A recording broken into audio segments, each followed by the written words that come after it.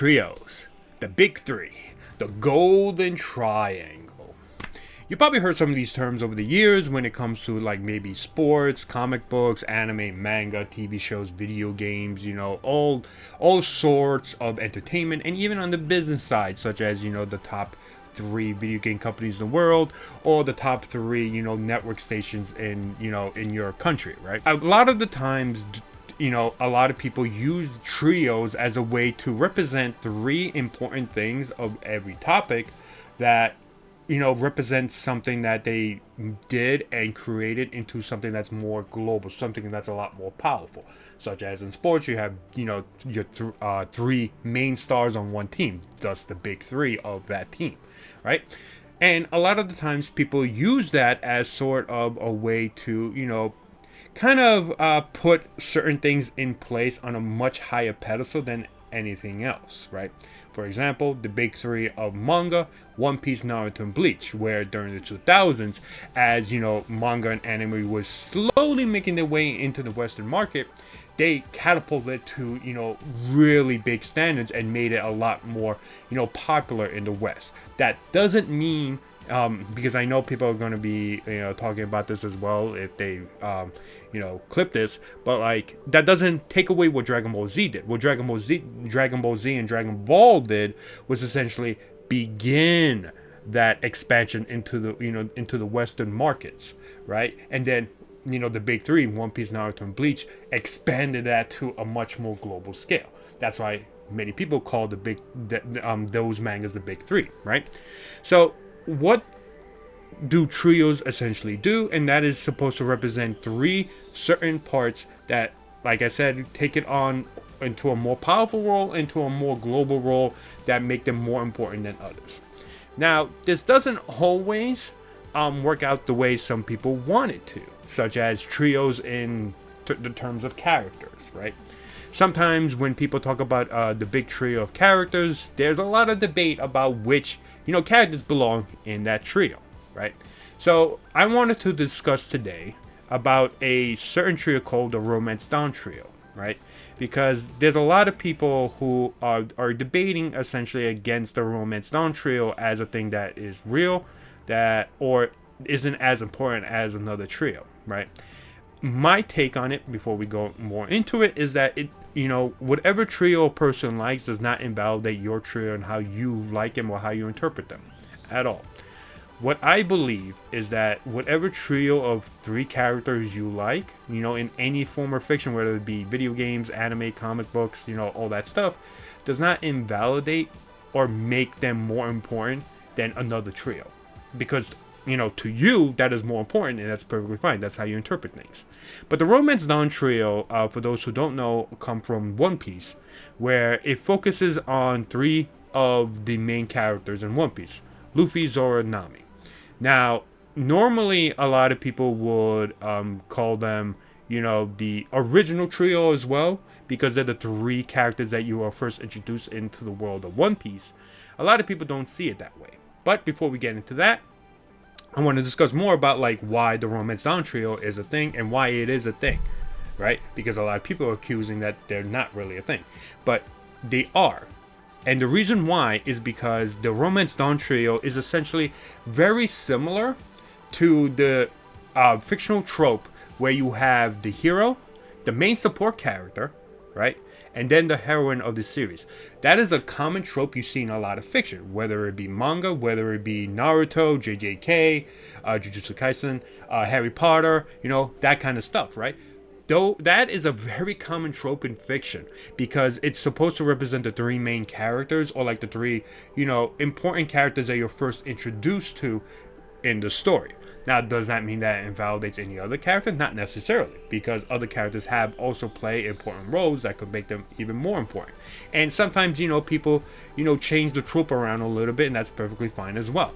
But it's a very common trope, and it's used a lot in shonen, especially during, after 2000s, because it just, believe, if I'm not mistaken, Naruto is really the one that really, emphasized it because of Naruto, Sakura, Sasuke as Team 7, and that is essentially how, like, some of the future manga, took that, right? But I believe it came way before that, because you also had other anime manga that probably did it as well. I can't go back in history to tell you, but I'm pretty sure it also happened, but not as popular as it became with Naruto, right?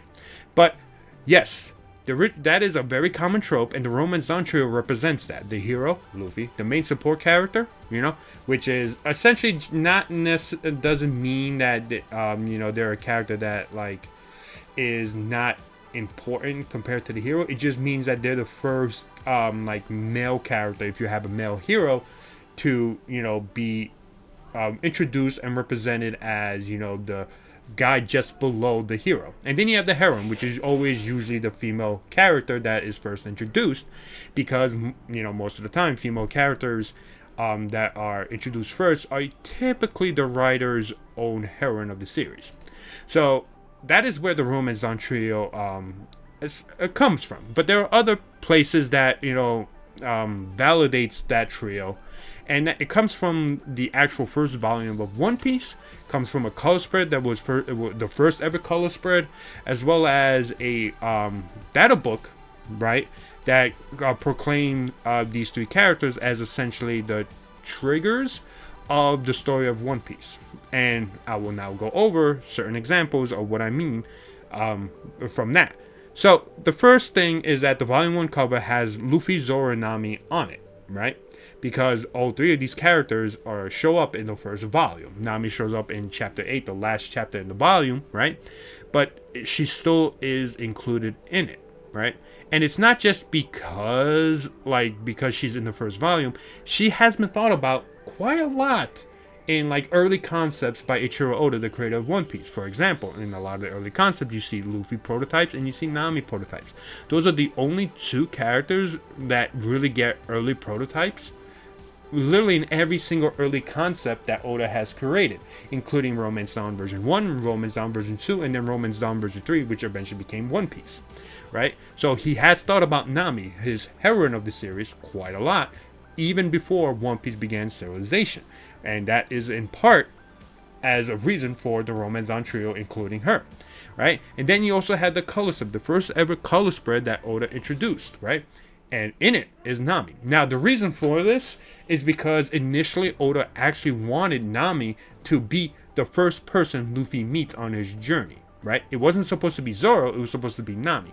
However, the story goes is that one of the editors, or like the editor for One Piece, when it was about to just begin serialization, told Oda that maybe he should hold off Nami and the Fishman to a much, later on in the East Blue arc, right? Because he felt that it would be a lot more impactful, and Oda essentially agreed.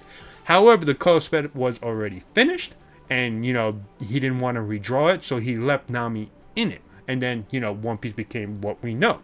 But Nami was initially thought of being the first person that Luffy meets on his journey, right? And then we see later on in chapter 8 where she is introduced, right? Then in one of the early data books, there was a quote by Oda that essentially said that when Luffy, Nami, and Zoro, were finally together, he stated that finally the three triggers are assembled for One Piece. Now, what does this essentially mean?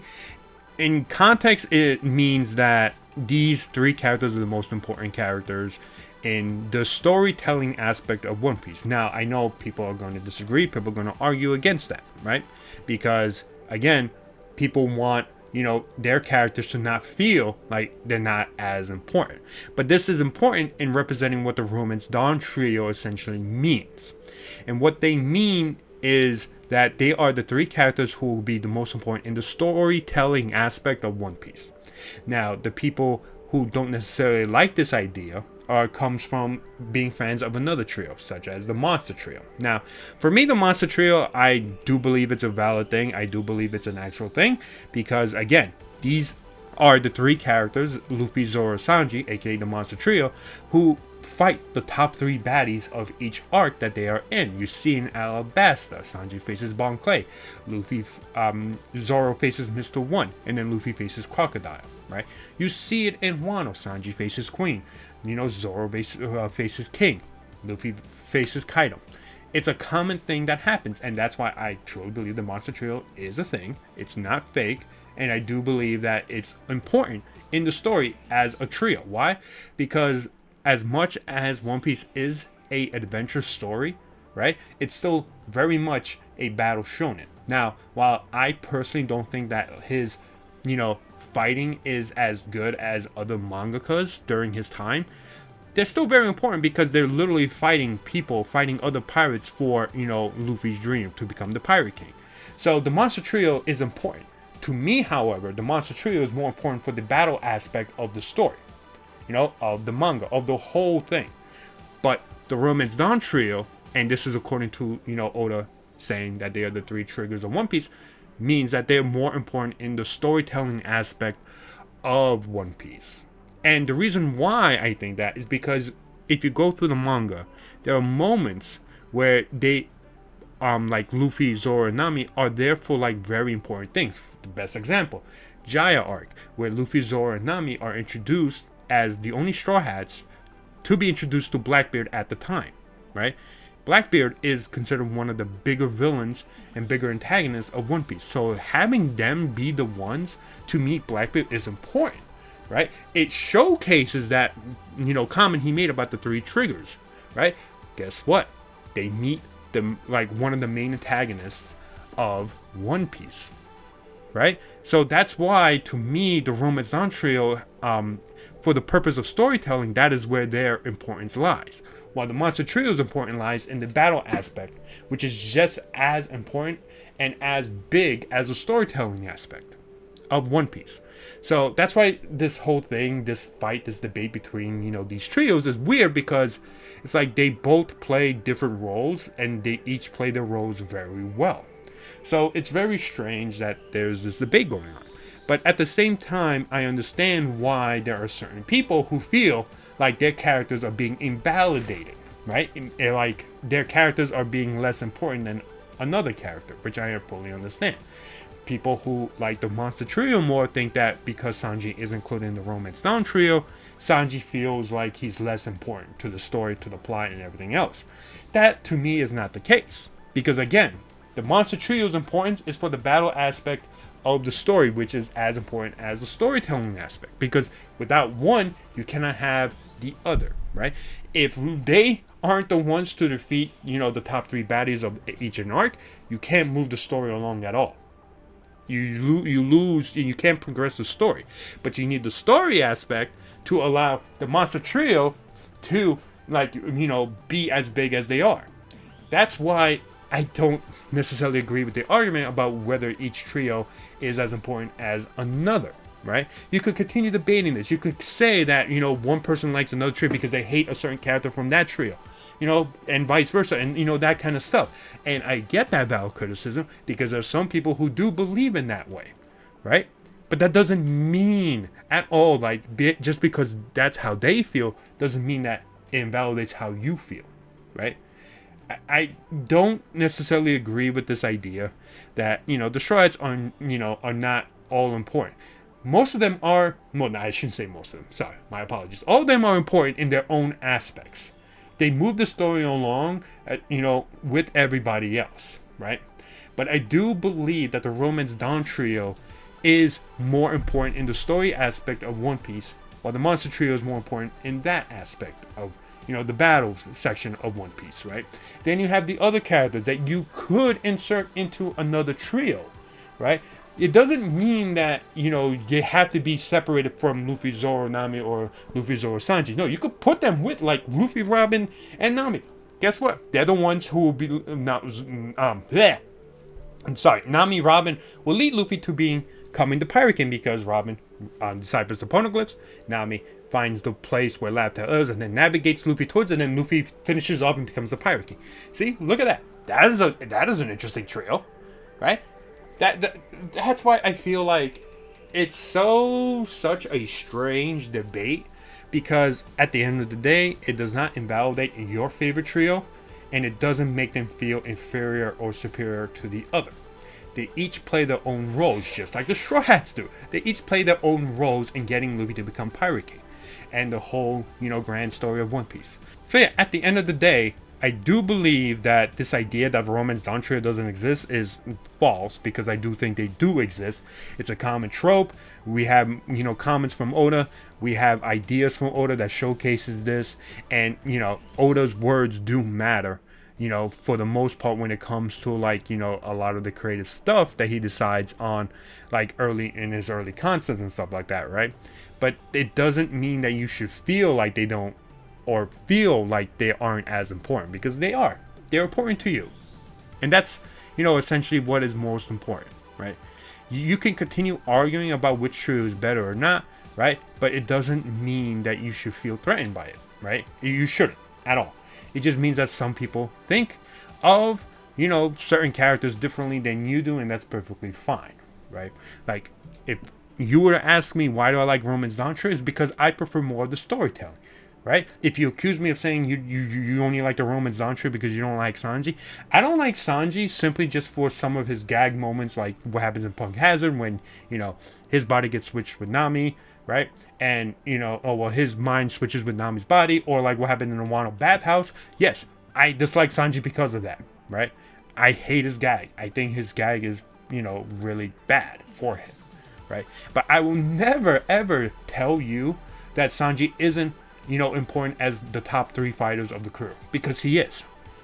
Literally, the story is telling you that he is, and that's why I don't invalidate that portion of Sanji's character. I just really don't like his gag portion of his character, especially post time skip, where it just feels like it's really thrown at you in your face, right? But I understand why he is important. I understand why his battle is with the monster trio, and at the end of the day, that's just how it is. I am able to, look at it very critically, right? That's why I feel like a lot of people who don't like a certain trio and do it just simply because they hate a character, right? Unless it's a valid reason, I mean, then it's like their own personal preference. But if you just hate a character because you just hate a character and you just want, a character to be less than another character, like the whole Zoro Sanji stuff, right? Then it's kind of like, unless you provide very good reasoning, it just seems like you're just being insecure about it, right? So at the end of the day, like whatever trio you like, and both of these trios exist. You don't have to validate one of these trios at all, because at the end of the day, people will think of the story way more differently than you do. Some people like the battle aspect, some people like the story aspect. I'm part of the people who like the story aspect, and I think Romance Dawn trio represent that more than the monster trio. So let me know what you think. I know this may cause some sort of debate, so let's keep it as civil as possible. If people do decide to comment in the comments below. But thank you so much for watching. Let me hear your thoughts, and subscribe to the channel, like the video, join the Discord down below. There will be a link down there, and yeah, thank you so much, and I'll talk to you guys later.